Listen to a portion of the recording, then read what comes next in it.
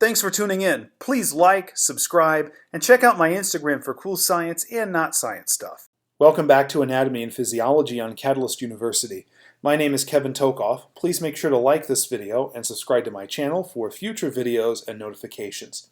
In this video, we're going to be discussing the instability tests and the clinical reasoning behind those.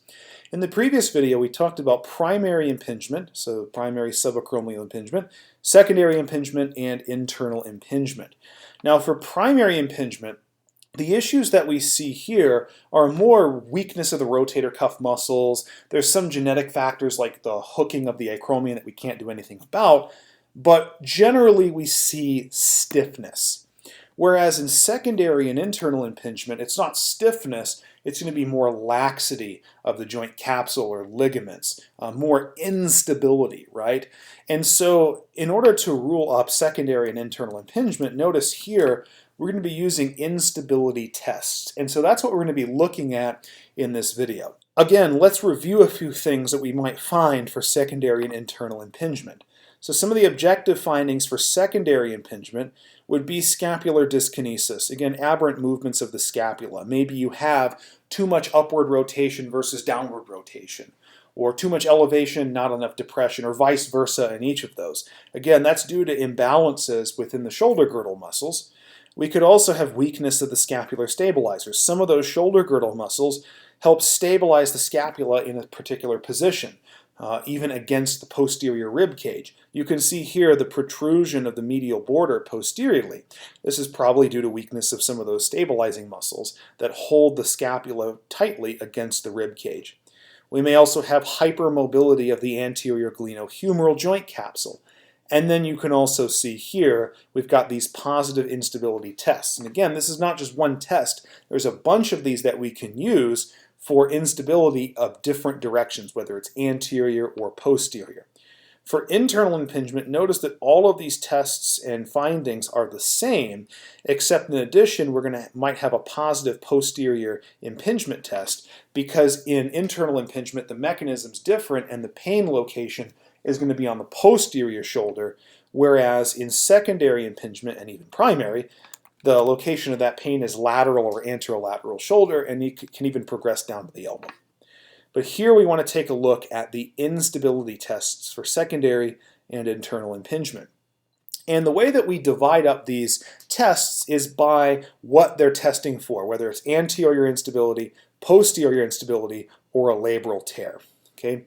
Now, the anterior instability has the most tests that we can use, and the first three belong to a test item cluster. This is the anterior instability test item cluster. And there's three tests here. There's the apprehension test, the relocation test, and the surprise test, also called the release test.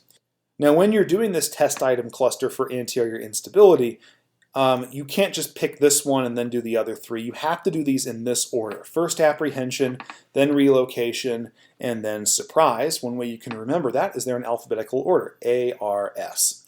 And when you do this cluster of tests, the specificity is 1. That means that if they have a positive result on all three of these tests, they, for certain, 100% chance, have anterior instability. So very strong at ruling up anterior instability. Now, some people may choose to not do the surprise test because it can actually cause further dislocation of the shoulder, so it may not be advisable to do this. In that case, the combined specificity of these two is going to be a lot lower. So you may want to do some other tests to further rule up anterior instability. These two down here are not a part of this cluster, but they can be used to further rule up in case you don't want to use the surprise test. And those are the anterior drawer tests, which tests excessive anterior humeral translation. Again, this test is not that for the knee. There's multiple anterior drawer tests. And then here we have the load and shift test. This can be done in the anterior and posterior direction, so I really could put this over here as well in posterior instability. But the load and shift test can be done to measure excessive humeral translation in the posterior direction, or AP, or the anterior direction here, which would be PA. All right? So that's the instability test for anterior instability. For posterior instability, there's really two main ones. And one of the reasons that there's less tests here is because they actually independently have a really high specificity. Okay, so right here we have the jerk test. The jerk test is the first test for posterior instability. You can see here that its specificity is 0.98. That means if somebody has a positive jerk test, they have a 98% chance of having posterior instability, which is pretty darn high.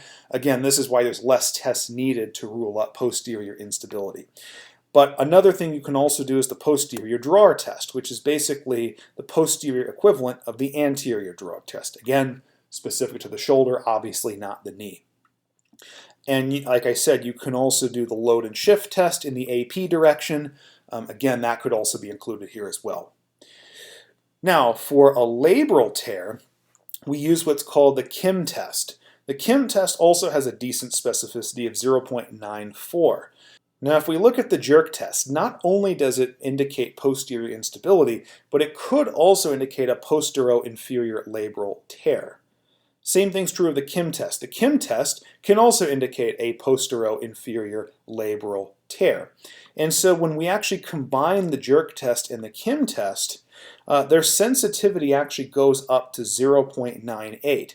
Remember, sensitivity is for ruling out. So if an individual tests negative for both the jerk test and the Kim test, then there's a 98% chance that they don't have either posterior instability or a labral tear. And that's very powerful. If they test negative for these, then you might be able to really move on from this hypothesis.